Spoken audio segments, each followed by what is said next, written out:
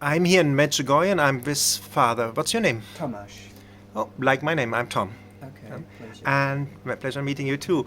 And Father, when did you hear the first time in your life about Medjugorje? I think it was somewhere in the early 2000s. I've read the book about Medjugorje, Uh, but yeah? though I wanted to come, it never happened then, at least. You wanted to come by? Did you want to come?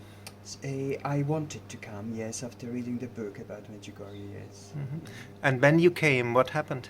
So I came first time in 2017, and I met a lady who said to me, I was a seminarian that time, and she said, "Have you been to Medjugorje?" I said, "I've never been, but I would like to go." And she said, "Our Lady invites you." Mhm. So I just ignored. She said to me, "Tell me when you want to go," and I ignored her. After 2 months, she approached me again. Mhm. Our Lady invites you. Tell Mhm. me when you want to come. Mhm.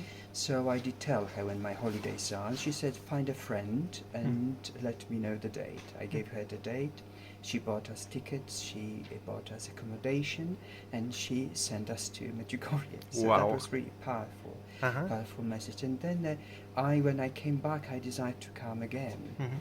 And I did it in 2019. I was a deacon, Mhm. close to my ordination to priesthood. And because close to ordination of the priest to priesthood, you may experience difficulties. It's preparation to a big responsibility. And I was thinking, we went to this place of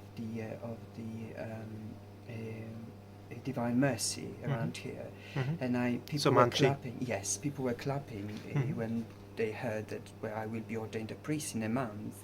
But I thought in my heart, if you know how sinful I am, you wouldn't be clapping. And that was something what really disturbed me in that moment, my own sinfulness, how I can manage. But I went to the Evans apparition, Mhm. and then there was really a amazing gift for me from God, just to give to me a sign that He is in charge, really. Because when we went there and the apparition started, I heard uncontrollable laughter Mhm. of a woman. So it Uh-huh. was uncontrollable laughter of a woman. You don't have control of that on that. I didn't have a vision. I want to make it clear. I didn't see Our Lady, but some sort of intellectual Mhm. vision of the face of a woman, Mhm.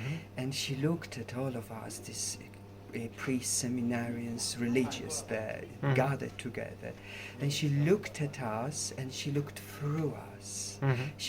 She saw everything within us, Mhm. but she didn't hang on anything. She Mhm. simply loved. Mhm. She loved us so much Uh-huh. that I had this experience of this love. It was so tremendous. Mhm. And what I wanted to do back is to love, not the pleasure of this love, not to experience.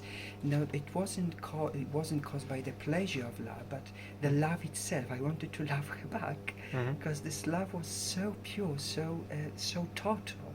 Mhm. So that was an enormous, powerful message for me, that God Mhm.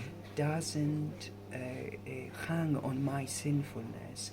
Rather, He loves me, Mhm. and my sinfulness is not a disturbance for Him to work through me Mhm. as a priest. He Mhm. wants to sanctify me by His power. This is nothing what comes out of me. Mhm. So this is my testimony of Medjugorje, Mhm. the experience of God's love Mhm. through Our Lady, through Gospa, who Mhm. is Mother of Love and Peace. And Mhm. that brought a sort of certainty for me that I shouldn't be worried about my sinful, because I never can rid of it, but just trust the Lord who loves me totally.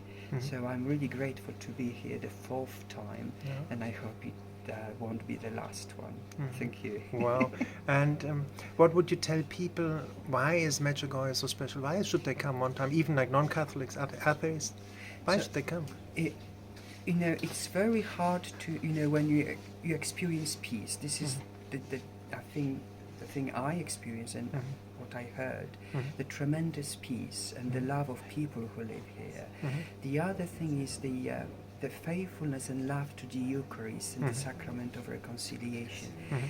I was amazed Mhm. by the number of people adoring our Lord on their knees. Mhm. At 10 p.m., 2,000 people kneeling, adoring him.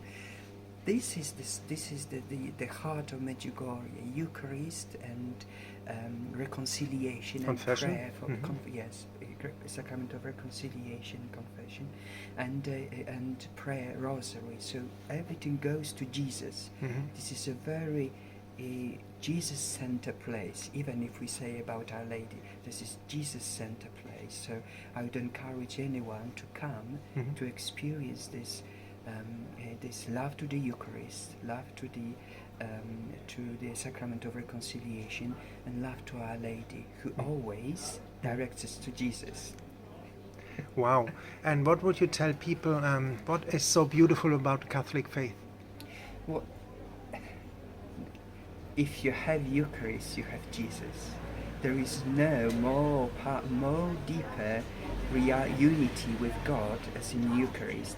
And in Catholic faith, Eucharist is a sign of very deep sign of incarnation. It confirms incarnation and confirms that we are created in God's image and likeness to be united with Him in the union of love and knowledge. So Eucharist is, Jesus became man to be united with us, and Eucharist is this union with God.